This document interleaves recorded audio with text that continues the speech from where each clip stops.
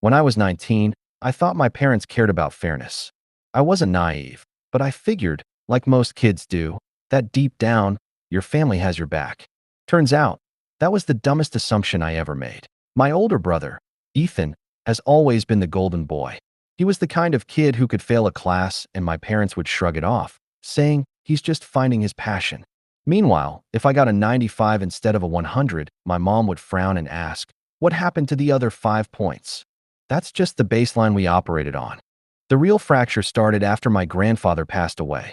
He wasn't some rich oil baron or anything, but he worked hard, saved harder, and left behind a decent chunk of change. He split it in his will, a set amount to my parents, a set amount to Ethan, and a set amount to me. Nothing insane, but enough that I thought, maybe, for once, I'd have a bit of security.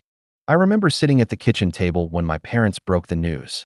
My dad cleared his throat like he was delivering some groundbreaking announcement, and my mom looked at me with that fake, "We know what's best for you" smile. "Your brother's got a business idea," my dad said.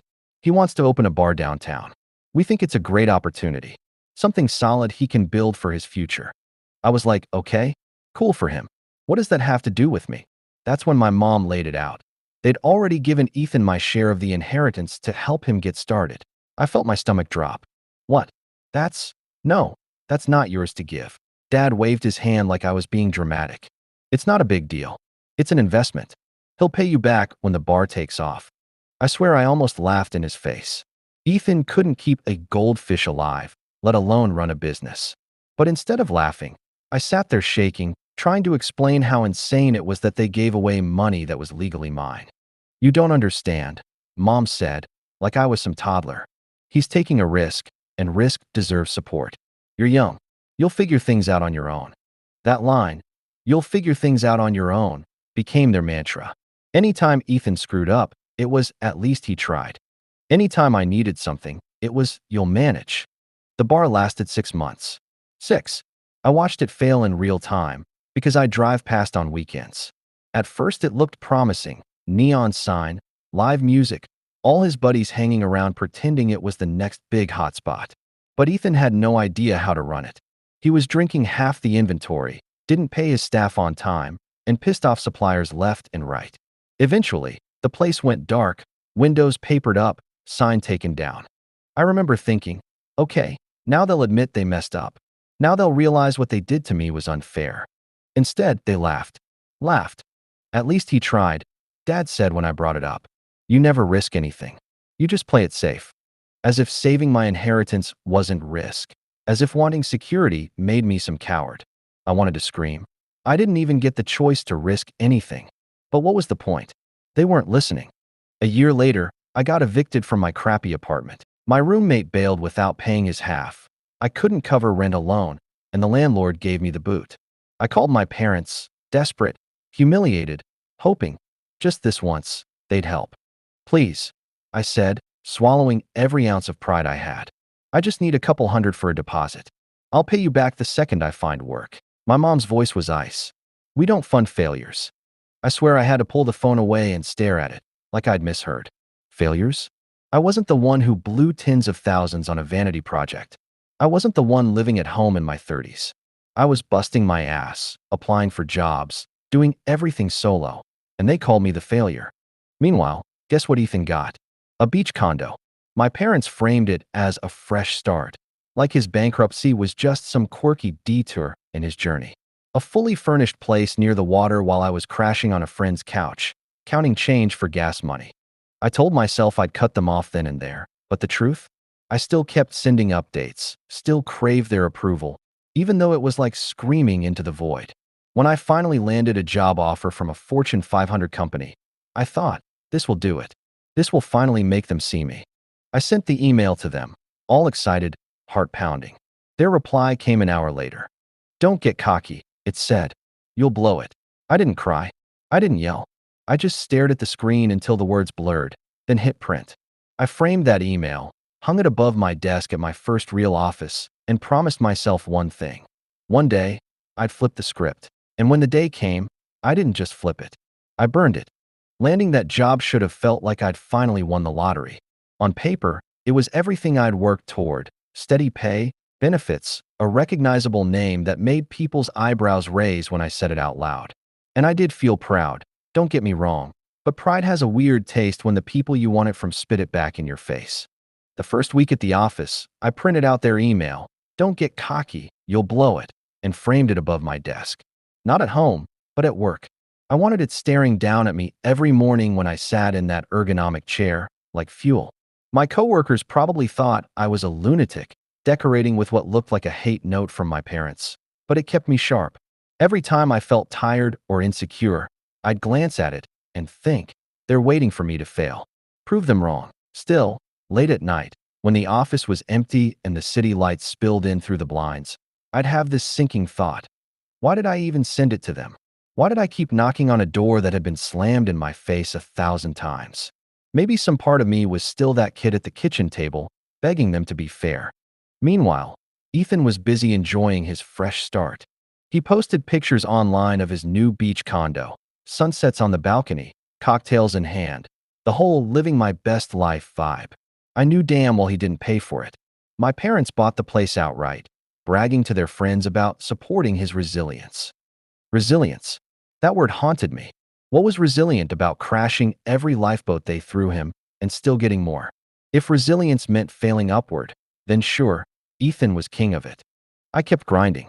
My first year at the company, I worked every overtime shift they'd let me, stayed later than anyone else, volunteered for the projects no one wanted. Not because I loved corporate life, I didn't, but because I had something to prove. Every dollar I saved felt like a middle finger raised in their direction. When I finally saved enough to move out of my friend's couch and into a studio, it felt like reclaiming a piece of dignity. Tiny place, smelled faintly of old carpet no matter how much Febreze I used, but it was mine. I remember lying on the floor my first night there, no furniture yet, just staring at the ceiling and thinking, this is what they said I couldn't do. This is what they wouldn't help me with. Of course, my parents never came to see it. They didn't ask about my job, my apartment, nothing. Every call was about Ethan. He's thinking of starting a podcast. He might flip houses. He's networking with some real estate guys. Always some new scheme, and always my parents cushioning it with their money. At one point, my mom called and said, "Why don't you help your brother out? You're doing well now. You could loan him something to get started again." I almost dropped the phone. Are you serious? You stole my inheritance for his bar. You bought him a condo. And you want me to bankroll his next bad idea? She sighed like I was being difficult. You shouldn't hold grudges. Family supports family. I swear I wanted to scream. Family supports family. Unless it's me, right? That night, I stayed up pacing my apartment, half a bottle of cheap whiskey gone, running through every memory of them choosing Ethan over me. It hit me hard. They weren't ever going to change. No amount of promotions, paychecks, or accomplishments would shift the scales. The golden boy was golden, and I was just the kid who would figure it out. So I stopped trying. Not with my career, I doubled down there, but with them. I cut back on calls, stopped sending updates, stopped giving them openings to take shots at me. It was hard, though. You don't realize how deep the need for approval runs until you try to starve it. Some days I'd type out an email about a project I was proud of, then delete it before sending. What was the point? Meanwhile, work became my whole identity. People at the office started noticing me, the guy who didn't just meet deadlines, but crushed them. I climbed fast, faster than anyone expected. Every bonus, every raise, every project I led, I funneled into savings. I wasn't living flashy, still in my tiny studio, still eating ramen half the time, but my bank account grew, and with it, this quiet satisfaction. The irony? The more successful I got, the more bitter my parents sounded when they did acknowledge it. Once, when I mentioned I'd been promoted, my dad chuckled and said, "Don't let it get to your head. Companies chew through ambitious kids like you." Ambitious kids. Like ambition was some kind of disease. By year 3, I had more in savings than I ever thought I would. That's when I started looking into real estate. Not for fun, but because I knew the day would come when my parents' house would go on the market. They weren't great with money, and I knew Ethan wasn't going to suddenly become a breadwinner. Part of me thought it was a pipe dream, but another part whispered, wait for it. One day you'll buy it. One day, you'll own the very thing they kept you out of. It wasn't just a house. It was everything. The years of favoritism, the stolen inheritance, the condo, the don't fund failures. Owning their house would be like flipping the universe upside down. And when that opportunity finally came, I didn't hesitate. It didn't happen overnight. My parents weren't the type to admit things were going downhill. They were masters of appearances, always putting on this front like everything was fine, even when the cracks were obvious. But cracks spread, and money problems don't stay hidden forever. It started with little comments. My mom mentioning how everything's so expensive these days, or my dad complaining about property taxes. I knew the house had a big mortgage still hanging over it, something they'd never admit to outright, but hinted at when bills came up. At the same time, Ethan was in another nosedive. The condo? He'd trashed it within a year. Neighbors complained about parties. The HOA fined him for everything under the sun, and eventually, my parents had to sell it off at a loss just to keep him from drowning in late fees. But of course, they framed it differently. He just wasn't ready for the responsibility. He'll get there. I kept quiet. What was I going to do? Say, I told you so? They wouldn't have heard me anyway. Meanwhile, my career was climbing. I wasn't some millionaire, but I was stable, saving aggressively, investing smart. I bought a nicer car, not flashy, just reliable. I upgraded from my studio to a one-bedroom. My coworkers would talk about vacations, gadgets, new hobbies. Me? I was stockpiling cash like a doomsday prepper, not because I was paranoid, but because I had this vision in my head. The day their house went up for sale, I'd be ready. And sure enough, the day came. It was a Tuesday afternoon when I got a call from a buddy who worked in real estate. Hey, you might want to know, he said carefully. Your parents' place is going up for auction. Banks foreclosing. For a second, I didn't even process it. Wait, what? Are you sure? Yeah, it'll be listed next week. You thinking about bidding? I hung up and just sat there in my office, staring at that framed email above my desk. Don't get cocky. You'll blow it. It was like the universe was setting the table for me. I didn't tell anyone at work. Didn't tell my friends. Definitely didn't tell my parents. I just quietly moved money around, liquidated some investments, and prepped for the auction. The night before, I barely slept. My brain was running through every memory. The day they gave Ethan my inheritance, the night they called me a failure, the way they laughed at his bar going under but blamed me for playing it safe. The auction itself was surreal. I walked in wearing my best suit, not because I needed to, but because I wanted to feel like I belonged there. The house was listed, and I recognized a couple of local investors in the room, people eyeing it as a flip opportunity. I didn't flinch. When the bidding started, my heart was pounding so loud I thought people could hear it. Numbers climbed. Hands went up. And then it was me, raising mine, cool and steady, until the room went quiet. Sold, the auctioneer announced. To bidder 47. That was me. I own their house. The same house where I was told I'd figure things out on my own. The same kitchen where they stole my inheritance. The same living room where they bragged about Ethan's resilience. It was mine. When I signed the papers, I didn't feel joy. Not right away. I felt calm. Like I'd been holding my breath for 10 years and finally exhaled. The real kicker? My parents hadn't even told me they were losing it. They probably thought I'd gloat. Or maybe they were too embarrassed. But a week later, when they called, voice shaky, asking if I knew anyone who might rent them a place, I got to drop the bomb. I actually bought the house, I said, as casually as if I'd picked up milk. Silence. Then my mom's voice, sharp. You what? I bought it at auction. It's mine now. My dad tried to recover, his tone turning stiff. That house is your family home. You can't just. I can't. I cut him off. I did. Legally, it's mine. The line went dead. I won't lie. A part of me wanted to rub it in, to send them a copy of the deed with a bow on it. But I didn't. I didn't need to. They knew. The power shift was real, and for once, they couldn't twist it. Of course, word spread fast. Relatives started calling, some of them scolding me, saying I should have helped my parents instead of taking advantage. Others, quietly, admitted they admired it. About time someone showed them they can't keep playing favorites, one cousin said. As for Ethan, he texted me one line. Bro, WTF you doing? I didn't even answer. That first night, I went back to the house alone. Walked through every room slowly, like I was visiting a museum of my childhood. The carpet still had the same stains, the same creaks in the floorboards. I stood in the kitchen, remembering the night they told me my inheritance was gone, the way my dad waved his hand like it was nothing. And I thought, it's not nothing now. I wasn't sure what I was going to do with it yet.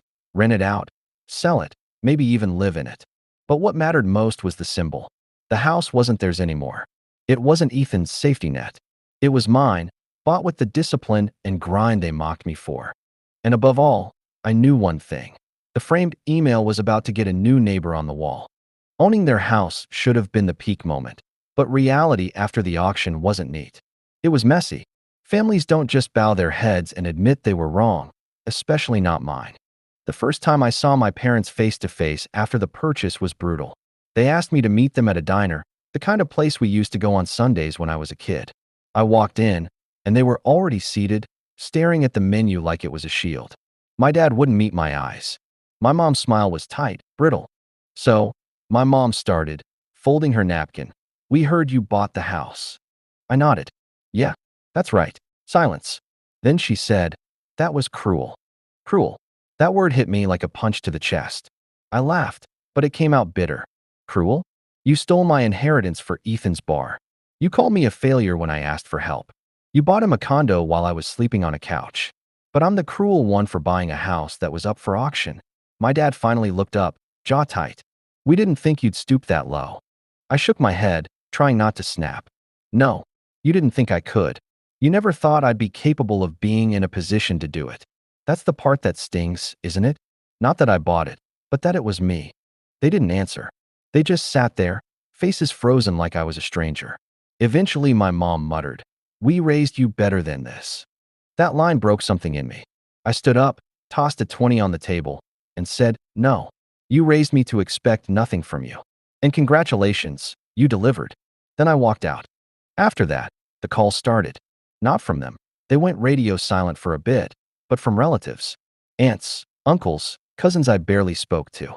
Half of them chewed me out. "How could you do that to your parents? They're getting old. You humiliated them." The other half? They called me quietly, saying things like, "They always did spoil Ethan," or, "I'm glad someone finally showed them they can't keep bailing him out." It was strange, realizing the whole family had seen the favoritism, but no one ever stepped in. Like everyone had been watching the same train wreck in slow motion. Then came Ethan. He didn't call at first, he showed up. One night I was at the house, going through old boxes in the garage, and I heard his car pull up. He stormed in without knocking, drunk, reeking of cheap beer. "You think you're hot shit now?" he slurred. "Buying the house like some Wall Street asshole." I put the box down, steadying myself. "I bought it fair. You weren't gonna save it." He shoved me. Not hard, but enough. "You always wanted to one-up me. You think this makes you better?" I stared at him, years of resentment boiling up. "Better? No, just not a screw-up." That set him off. He shouted, ranted about how I was mom and dad's charity case, how I only got lucky with some corporate gig. I let him vent until he ran out of steam. Then I said one thing that shut him up. "They didn't lose the house because of me. They lost it because they kept bailing you out." For the first time in my life, Ethan didn't have a comeback. He just stood there, blinking, then staggered out without another word. After that night, he stopped pretending we had a brotherhood. We became ghosts to each other. Fine by me. What surprised me most was how empty victory felt at first. I thought buying the house would erase years of bitterness, like crossing a finish line. Instead, it stirred up every memory. Walking through those rooms was like flipping through a scrapbook of wounds. The night they told me, "You'll figure it out." The day they laughed about Ethan failing, but still called him brave. The phone call where they told me they don't fund failures. Some nights, I sat in the living room in the dark, just staring at the walls, asking myself if I'd actually won or if I was just living in the ruins of what they'd broken. But then something shifted. I started making small changes to the house. New paint in the kitchen, fixed the creaky steps, repaired the fence Dad never bothered with. With every repair, it stopped feeling like their house and started feeling like mine. Like I wasn't just holding on to spite, I was building something. The framed email, "Don't get cocky, you'll blow it," hung in my office at work. But at home, I framed something else, the deed. Hung it right in the hallway. A reminder that I didn't just survive their neglect. I turned it into a foundation. I didn't cut them off completely. Part of me couldn't, but I kept boundaries sharp. When my mom called once, asking if I'd consider letting them move back in just until they got back on their feet, I said, "No, the house isn't your safety net anymore." She cried, said I was heartless. I hung up before she could twist it further. It wasn't about revenge anymore.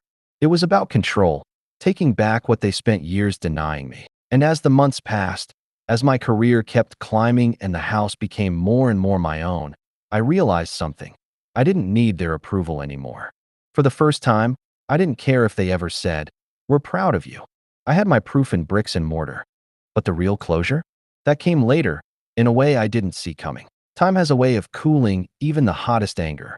When I first bought the house, I was running on pure adrenaline and spite. Every creak of the floorboards, every glance at the framed deed was like a trophy, proof I'd beaten them at their own twisted game. But as months passed, the fire dimmed. What replaced it wasn't forgiveness, it was clarity. I kept hearing my mom's voice in my head. "We don't fund failures." For so long, I carried that sentence like a scar. But sitting in my living room, with a good job, savings, and the house they lost, I realized it wasn't a scar anymore. It was a reminder that their words never defined me. They were wrong. About me. About everything. One day, I got an email from HR, another promotion. Big one. More responsibility, more pay. Younger me would have run straight to my parents with the news, desperate for acknowledgement. But now, I just printed the email, added it to the frame collection in my office, and kept moving. They didn't get to share in my victories anymore. Ethan, on the other hand, was spiraling harder than ever. I'd hear through cousins or see glimpses online. Another failed job, another breakup, another half-baked business idea that went nowhere. The last time I saw him in person, he looked worn down, like life had finally started cashing in all the overdrafts he'd been writing. He didn't even try to argue with me anymore.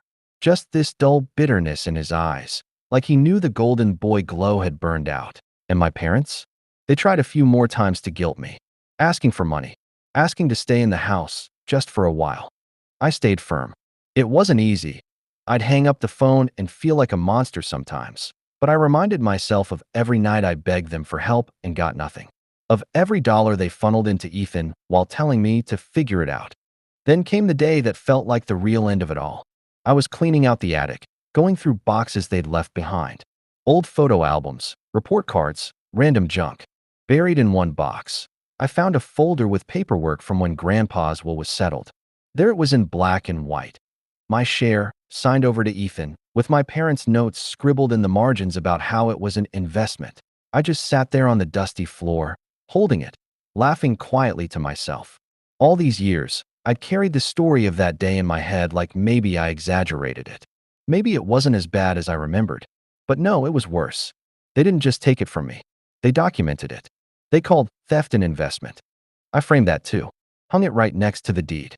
That wall in my house became my private museum of everything they said I couldn't do. Every time they doubted me. Some people hang family portraits. I hung proof. Proof that I wasn't crazy. Proof that I climbed out of the pit they dug for me.